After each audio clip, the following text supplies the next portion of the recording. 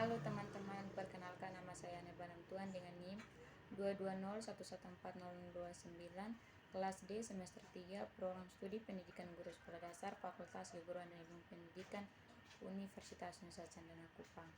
Tujuan dari pembuatan video ini untuk memenuhi tugas mata kuliah pendidikan IPS di SD. Nah, materi yang akan saya sampaikan pada video kali ini berkaitan dengan isu dan masalah sosial budaya dalam pengajaran IPS. Yang pertama itu kita akan membahas tentang tren globalisasi dan keragaman budaya. Yang pertama itu globalisasi. Yang dimaksud dengan globalisasi artinya suatu keadaan atau kondisi di mana isu dan masalah-masalah yang ada menyangkut berbagai bangsa dan negara atau bahkan seluruh dunia.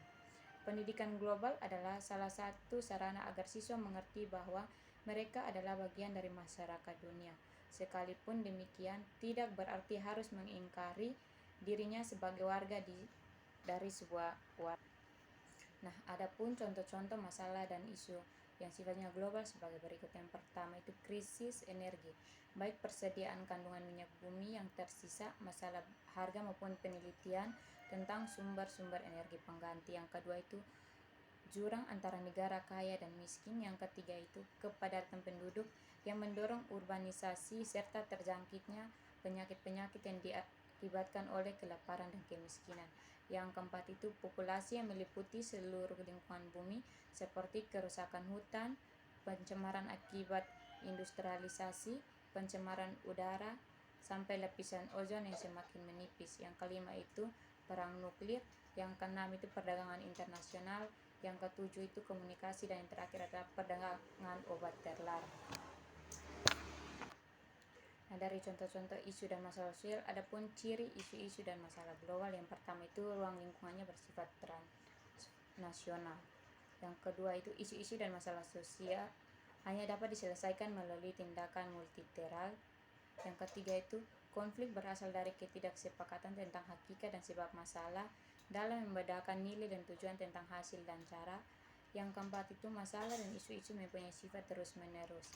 Dan yang terakhir, isu dan masalah terkait dengan hal lain. Yang kedua itu keragaman budaya. Keanekaragaman budaya dapat diartikan sebagai suatu keadaan di mana suatu masyarakat memiliki lebih dari satu perangkat gagasan, tindakan, dan hasil karya.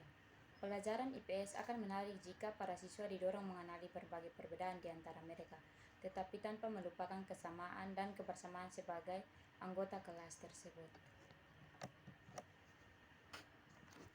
Yang ketiga itu tentang pembelajaran IPS dalam era globalisasi dan keragaman budaya. Pengajaran keanekaragaman dalam IPS harus mengandung tujuan, yaitu yang pertama, mampu mentransformasikan bahwa sekolah akan memberikan pengalaman dan kesempatan yang sama kepada semua siswa, baik putra maupun putri, sekalipun mereka memiliki perbedaan budaya, sosial, ras, dan kelompok etnik. Yang kedua itu membimbing para siswa untuk mengembangkan sikap-sikap positif dalam mendekati masalah perbedaan budaya, ras, etnik, dan kelompok agama. Yang ketiga, mendorong siswa untuk tidak menjadi kelompok yang digerugikan dengan cara memberikan keterampilan dan mengambil keputusan dan mengembangkan sikap-sikap sosial. Yang keempat itu membimbing para siswa mengembangkan kemampuan memahami saling keterhubungan dan ketergantungan budaya dan mampu melihatnya dari pandangan yang berbeda-beda. Sementara pengajaran IPS harus mengandung tujuan sebagai berikut. Yang pertama itu mampu menanamkan pengertian bahwa sekalipun mereka berbeda, tetapi sebagai manusia memiliki kesamaan-kesamaan. Yang kedua itu membantu para siswa untuk mengembangkan kemampuan pemahaman bahwa dihuni oleh manusia yang memiliki saling ketergantungan dan lebih banyak memiliki kesamaan budaya daripada perbedaannya. Yang ketiga itu membantu para siswa memahami kenyataan bahwa ada masalah-masalah yang dihadapi bersama. Dan yang terakhir itu membantu siswa mengembangkan kemampuan berpikir kritis terhadap masalah-masalah dunia dan keterampilan menganalisis informasi yang diterimanya. Kita akan masuk dalam topik yang kedua, itu masalah-masalah lingkungan dan pendidikan lingkungan dalam pembelajaran IPS. Topik yang ketiga itu masalah-masalah hukum, ketertiban, dan kesadaran hukum dalam pembelajaran IPS di SD. Dan yang keempat itu masalah-masalah kesadaran hukum dan pendidikan kesadaran hukum warga negara di pembelajaran IPS di SD. Yang pertama itu masalah-masalah kesadaran hukum.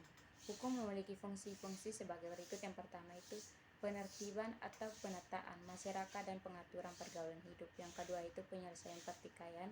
Yang ketiga memelihara dan mempertahankan tata tertib dan aturan-aturan jika perlu dengan kekerasan.